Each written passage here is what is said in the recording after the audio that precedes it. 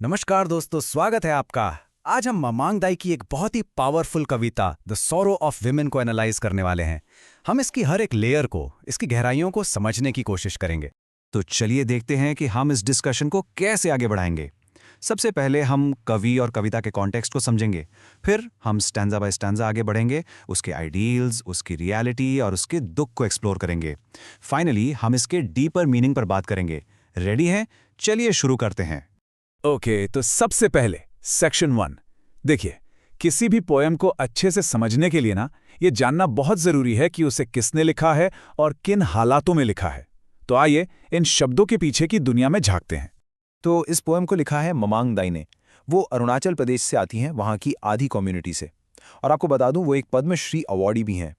उनकी राइटिंग में आपको हमेशा 3 चीज़ें मिलेंगी: नेचर यानी प्रकृति, उनकी ट्राइबल यादों की झलक, और हाँ, नॉर्थ ईस्ट इंडिया में जो पॉलिटिकल अनरेस्ट रहा है, जो अशांति रही है, वो उनकी कविताओं का एक अहम हिस्सा है। अब थोड़ा इस पोएम के कॉन्टेक्स्ट को समझते हैं। देखिए, इसे हम वॉर पोएट्री कह सकते हैं, लेकिन इसका जो बैकग्राउंड है वो है पोस्ट कॉलोनियल लिटरेचर का। पोस्ट कॉलोनियल मतलब सिंपल वर्ड्स में आज़ादी के बाद का दौर, जब इंडिया जैसे देश अपनी आइडेंटिटी खोज रहे थे, अपने इंटरनल कॉन्फ्लिक्ट से जूझ रहे थे। पोएम की सेटिंग नॉर्थ ईस्ट इंडिया की है, जहां उस वक्त इंसर्जेंसी यानी विद्रोह चल रहा था। इसीलिए इसका टोन आपको बहुत मेलंकोलिक, एंग्शियस यानी उदास और चिंता से भरा हुआ लगेगा। और एक और खास बात, ये पूरी कविता एक औरत का मोनोलॉग है, मतलब वो अकेले में अपने दिल की बात कह रही है। चलिए, कॉन्टेक्स्ट सेट हो गया है। अब सीधा पोएम के टेक्स्ट में चलते हैं। हम शुरू कर रहे हैं पहले स्टैंजा से, जहां इस पोएम का मेन कॉन्फ्लिक्ट यानी टकराव हमारे सामने आता है। तो पहली लाइन है, they are talking about hunger, they are saying there is an unquenchable fire burning in our hearts. यहाँ दे कौन है? दे है वो आदमी, वो रेवोल्यूशनरीज जो जंग की, क्रांति की बड़ी बड़ी बातें कर रहे हैं। वो हंगर यानी भूख की बात कर रहे हैं। लेकिन ये पेट की भूख नहीं है, ये भूख है पॉलिटिकल चेंज की, एक बदलाव की। और ये अनक्वेंचेबल फायर, ये एक ऐसी आग है जो कभी बुझ नहीं सकती। मतलब उनके दिलों में अपने कॉज के लिए एक जोरदार जुनून जल रहा है। और यहीं पर हमें 2 अलग अलग दुनियाएं दिखती हैं। एक तरफ है पब्लिक स्फीयर यानी मर्दों की दुनिया। वहां क्या बातें हो रही हैं? बड़ी बड़ी बातें, hunger for political change, unquenchable fire for the cause. सब कुछ बहुत अग्रेसिव है, लाउड है। और दूसरी तरफ है प्राइवेट स्फीयर, इस औरत की अपनी दुनिया, उसकी रियलिटी। वो क्या सोच रही है? My love. उसे अपने पार्टनर की चिंता है, उसकी सेफ्टी की फिक्र है। उसकी दुनिया में क्रांति नहीं, बल्कि घर के प्यार की नाजुकता है। उसका दर्द बिल्कुल शांत है, पर्सनल है, जिसे कोई सुनने वाला ही नहीं। तो चलिए अब आगे बढ़ते हैं सेकंड और थर्ड स्टैंजा की तरफ। यहाँ पोएम का फोकस शिफ्ट होता है लाइफ की फ्रिजिलिटी पर, यानी जिंदगी कितनी नाजुक है, और उन झूठे वादों पर जो जंग के नाम पर किए जाते हैं। Life is so hard like this, nobody knows why, it is like fire, it is like rain water, sand, glass. आप इन लाइन्स में उसकी बेचारगी, उसकी निराशा को फील कर सकते हैं।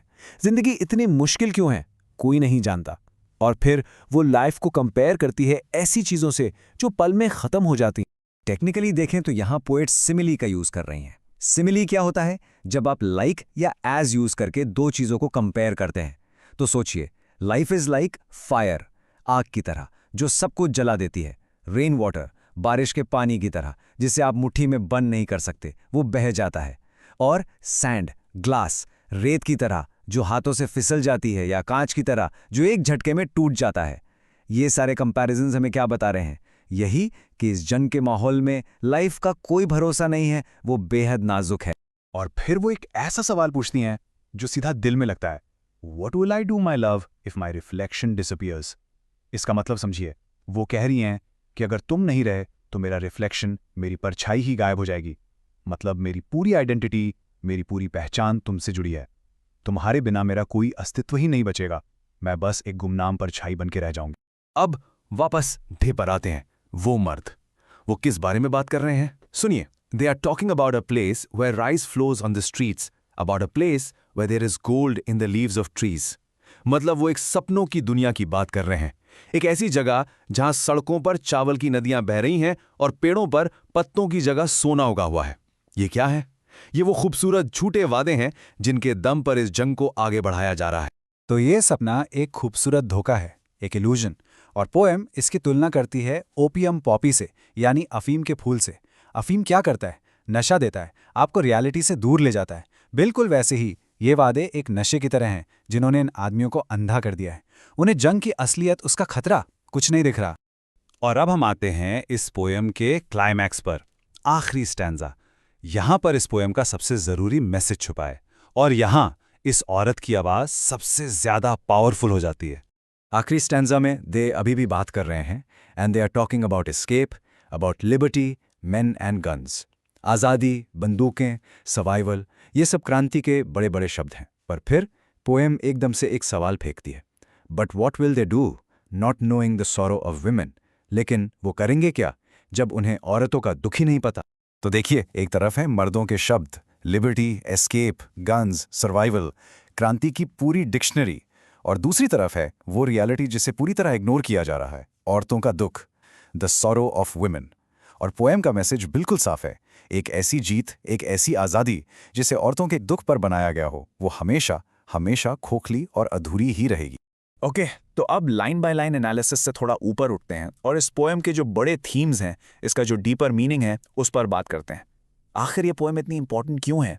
इसमें बेसिकली 4 मेन थीम्स हैं। पहला, ये जंग को एक जेंडर्ड पर्सपेक्टिव से देखती है।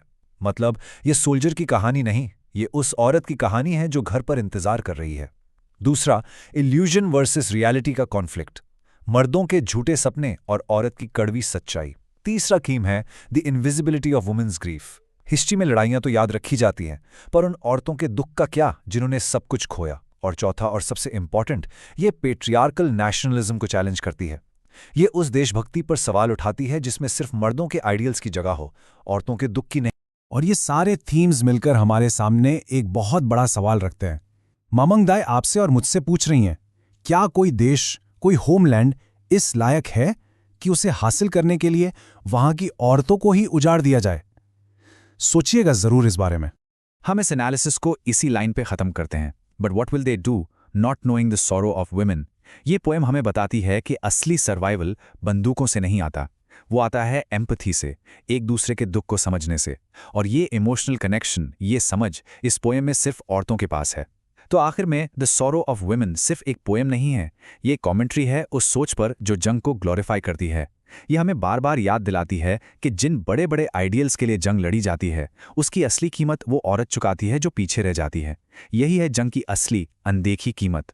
हमारे साथ जुड़ने के लिए बहुत बहुत शुक्रिया। अगर आपको ये एनालिसिस पसंद आया तो ऐसे और कंटेंट के लिए ज़रूर सब्सक्राइब करें।